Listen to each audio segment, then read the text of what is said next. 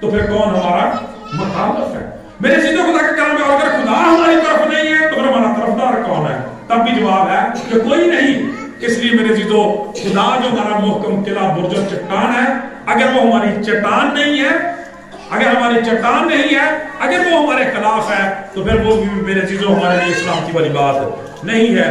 اور اگلی بات لکھی ہے، خدا کا کلام بیان کرتا ہے وہ بالکل ویران ہو جائے گا، وہ نہ چھانٹا جائے گا نہ نرایا جائے گا۔ خدا یسوع مسیح نے کیا کہا؟ انگور کا حقیقی درخت میں، اے حقیقی طاقت ہے وہی نہیں، اسی خدا کا کلام بیان، اسی کو پیدا ہونا چاہیے تھا، اس کو نظر آنا چاہیے تھا، اس کا جلال، اس کے چہرے کی روشنی اس کے لوگوں کی زندگیوں سے آنی چاہیے تھی، اس کی گواہی لوگوں کے خاندانوں سے زندگیوں سے آنی چاہیے تھی۔ انگور کا حقیقی درخت میں ہوں، تم میری ڈالیاں ہو، جو ڈالی مجھ میں قائم رہتی ہے وہی بہت پھل لاتی ہے، اس لیے کہ تم مجھ سے جدا ہو کر کچھ نہیں کر سکتے۔ جو ڈالی شجر سے کٹ جاتی ہے، لوگ اس کو کٹا کرتے ہیں پھر آگ میں جھونک دیتے ہیں۔ خدا کا کلام بیان کرتا ہے کاٹنا اور چھانٹنا ضروری ہے، لیکن خدا کا کلام بیان کرتا ہے کہ ایسا پاکستان، ایسا گھرانہ، ایسی زندگیاں، ایسے خاندان جو خدا سے دور ہیں، ان کو کوئی کاٹنے والا، ان کو کوئی چھانٹنے والا نہیں ہے، کیونکہ پاکستان کے لیے کانٹ اور چھانٹ بڑی ضروری ہے۔ ان کا نرایا جانا اور صاف کیا جانا ان کو پیڑ اور پودوں کو بہت ضروری ہے۔ آپ نے دیکھا ہوگا کہ جب کسی پارک کے اندر، کسی سکول کالج کے اندر، کسی ادارے کے اندر کہ جو پودے کاٹے جاتے ہیں، تراشے جاتے ہیں، نرائے جاتے ہیں، وہ کتنے خوبصورت نظر آتے ہیں، لیکن جو جنگل میں پیدا ہوتے ہیں وہ کتنے بے سرے ہوتے ہیں، کیونکہ ان کی کوئی دیکھ بھال کرنے والا نہیں ہوتا۔ چنانچہ خدا بھی فرماتا ہے کہ میں انہیں بے ترتیب اور بے تربیت چھوڑ دوں گا، اور یہ سب سے خطرناک بات ہے۔ جب خدا ہی آپ کو تربیت کرنا چھوڑ دے، جب خدا ہی آپ سے اپنا چہرہ چھپا لے، تو میرے عزیزو انسان کس کام کا رہتا ہے؟ لکھا ہے اس کا نتیجہ پھر کیا ہوتا ہے؟ وہ نہ چھانٹا جائے گا نہ نرایا جائے گا۔ اور یہ کانٹ اور چھانٹ کون کرتا ہے بھلا؟ خدا کا پاک کلام کرتا ہے میرے عزیزو۔ خدا کا پاک کلام ہماری کانٹ اور چھانٹ کرتا ہے۔ پاک کلام یہ بیان کرتا ہے کہ کلام مقدس کو جب مختلف چیزوں کے ساتھ تشبیہ دی گئی ہے تو اسے تلوار کے ساتھ اور ہتھوڑے کے ساتھ بھی تشبیہ دی گئی ہے کہ یہاں توڑنے کی ضرورت ہوتی ہے، یہاں کاٹنے کی ضرورت ہوتی ہے۔ یہ کلام ہماری کانٹ اور چھانٹ کرتا ہے، لیکن میرے عزیزو جب ہم اپنی اس کانٹ چھانٹ سے انکار کرتے ہیں، یعنی خدا کے کلام کے مطابق چلنے سے انکار کرتے ہیں، ہماری زندگیوں میں تباہی آتی ہے اور اس کا نقصان ہوتا ہے۔ نتیجہ کیا ہوتا ہے؟ اس میں اونٹ کٹارے اور کانٹے اگیں گے، اور میں بادلوں کو حکم کروں گا کہ اس پر بھی نہ برسائیں۔ یہ سب سے بڑی آخری سزا ہے۔ آپ کو پتا ہے کہ بنی اسرائیل کے وقت میں 3.5 سال تک آسمان جو تھا وہ بند رہا تھا اور لگ پتا گیا تھا ان کا، ٹھیک ہے؟ اس لیے پانی کے بغیر انسان کی زندگی نہیں ہے۔ پانی تو بنیادی طور پر زندگی کا ذریعہ ہے۔ خدا کا کلام بیان کرتا ہے، آج کل آپ دیکھتے ہیں کہ فصلیں بوئی گئی ہیں، کسان چاہتے ہیں کہ خدا ان کی طرف سے اچھی بارش ہو تاکہ وہ ان پودوں کے لیے، اس فصل کے لیے زرخیزی کا کام دے۔ میرے عزیزو خدا کا کلام بیان کرتا ہے یہاں پہ یہ جو اشارہ کیا گیا کہ میں بارش کو حکم دے دوں گا، بادلوں کو حکم کر دوں گا کہ وہ مینا برسائیں، بیسیکلی یہ روح القدس کی اس روشنی کی طرف، اس مدد کی طرف اور اس رہنمائی کی طرف اشارہ ہے جو آج ہمیں حاصل ہے۔ اور میرے عزیزو آپ نے دیکھا ہوگا کہ غیر قومیں اسی وجہ سے خدا کے کلام کو سمجھنے سے قاصر ہیں کہ ان کے پاس دوسرا مددگار نہیں ہوتا۔ اگر وہ ہماری زندگیوں سے بھی دور کر دیا جائے گا، اس کی مدد ہماری زندگیوں سے جاتی رہے گی، وہ رنجیدہ ہو جائے گا، تو پھر ہم بھی خدا کے کلام کو سمجھنے سے قاصر رہتے ہیں۔ چنانچہ اس سارے حوالے کو بیان کرنے کے بعد خدا اس کی تشریح کرتے ہوئے فرماتا ہے سو رب الفاظ کا پاکستان بنی اسرائیل کا گھرانہ ہے اور بنی یہودا اس کا خوشنما پودا ہے۔ میرے عزیزو خدا نے تو چاہا تھا کہ اس کو اپنا پاکستان بنائے، اسے خوشنما پودے بنائے، اسے خوشنما قوم قبیلے بنائے۔ خدا کے کلام میں لکھا ہے کہ جب لوگ تیری ترقی کو، تیری بڑھوتری کو، تیری برکت کو دیکھیں گے تو کہیں گے یہ وہ لوگ ہیں جن کو خداوند نے برکت بخشی، یہ وہ لوگ ہیں، یہ وہ قوم ہے جسے خدا نے برکت بخشی ہے۔ میرے عزیزو وہ خوشنما بنانا چاہتا ہے، لیکن اس نے انصاف کا انتظار کیا اور خون ریزی دی۔ خدا یہ چاہتا ہے، دیکھیے ہم ہمیشہ نئے سال پر خدا کی طرف سے نعمتوں، برکتوں اور بخششوں کی توقعات رکھتے ہیں، لیکن خدا کے ساتھ ہم انصاف نہیں کرتے۔ جو خدا نے، جو عادل اور منصف خدا ہے، میرے چیزوں گزرے وقت نے ہمارے لیے کیا ہے، ہم نے رسپانس میں کیا کیا ہے؟ چنانچہ آخر پہ جا کے لکھا ہے وہ داد کا منتظر رہا اور فریاد سنی۔ میرے چیزوں جب ہم دیکھتے ہیں بنیادی طور پر اس زبور کو تو ہمیں پتہ چلتا ہے کہ یہ گیت ہے، یہ شاعری ہے، اور جہاں پہ جا کے شاعر کا یعنی خدا کا لہجہ ایسا ہو جاتا ہے کہ اس کی آنکھوں سے آنسو بہنے لگتے ہیں۔ خدا کے کلام میں لکھا ہے کہ جب طوفان نوح کے وقت خدا نے انسان کو دیکھا کہ اس نے اپنا طریقہ زمین پر بگاڑ لیا تھا، گناہ بدی بڑھ گئی ہے، تو خدا کا کلام بیان کرتا خدا ملول ہوا میرے چیز۔ جب خدا دیکھتا ہے کہ ہمیں جس مقصد کے لیے رکھا گیا ہے ہم اس کو پورا نہیں کرتے تو اس کے آنسو بہتے ہیں، اس باپ کی طرح سے میرے عزیزوں کہ جس کے بیٹے اور بیٹیاں جب اس کی نیک نامی کی بجائے معاشرے میں بدنامی کا ذریعہ بن جاتے ہیں تو وہ آنسو بہائے بغیر نہیں رہ سکتا۔ اسی طرح سے آسمانی باپ کے بارے میں لکھا ہے کہ آخر پہ آ کے اس کا لہجہ اس قدر افسردہ ہو جاتا ہے، کہتا ہے داد کا منتظر رہا پر فریاد سننے کو خدا کو ملی۔ یعنی جس نے ہمارے لیے سارا کچھ کیا ہے ہم اس کے لیے کچھ نہیں کرتے۔ میرے عزیزو ضرورت اس بات کی ہے، خدا کا کلام یہ بیان کرتا ہے کہ جب ہم ان باتوں پر غور کرتے ہیں تو آپ کو پتا ہے کہ اسی قوم کے بارے میں لکھا ہے کہ وہ اپنے گھر آیا اور اس کے اپنوں نے اسے قبول نہ کیا، لیکن جتنوں نے اسے قبول کیا، میں نے اور آپ نے جتنوں نے قبول کیا اس کو انہیں خدا کے فرزند بننے کا حق بخشا۔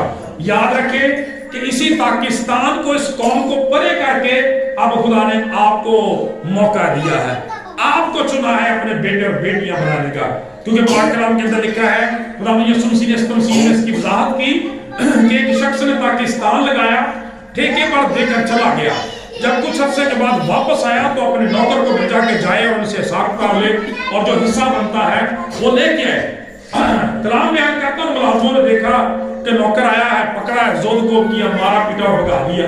اس کے بعد کچھ اور نوکروں کو بھیجا، ان کے ساتھ بھی انہوں نے ایسے ہی سلوک کیا۔ پھر بادشاہ نے کہا اب میں اپنے بیٹے کو بھیجوں گا، وہ اس کا تو کچھ نہ کچھ لحاظ کریں گے۔ اور جب انہوں نے بیٹے کو دیکھا تو کہنے لگے یہی وارث ہے، پکڑو اسے مارو اور پاکستان ہمارا ہو جائے گا۔ خدا کا پاک کلام بیان کرتا پھر وہاں پر سوال کیا خدا نے کہ اب تم مجھے بتاؤ کہ خدا ان کے ساتھ کیا کرے گا، مالک ان کے ساتھ کیا کرے گا؟ انہوں نے خود ہی جواب دے دیا اپنے منہ سے کہ وہ آئے گا، بادشاہی کو، پاکستان کو ان سے چھین لے گا اور ایسی قوم کو، ایسی امت کو، ایسے لوگوں کو دے دے گا جو وقت پر اس کے لیے پھل پیدا کرے۔ اس لیے میرے عزیزو ضرورت اس بات کی ہے کہ جب خدا نے ہم پر ٹرسٹ کیا ہے، مسیح یسوع کے پاک خون کے وسیلہ سے ہم اپنے خاندان کے لیے خریدا ہے، آج ہم بھی اپنی زندگیوں پر غور کریں۔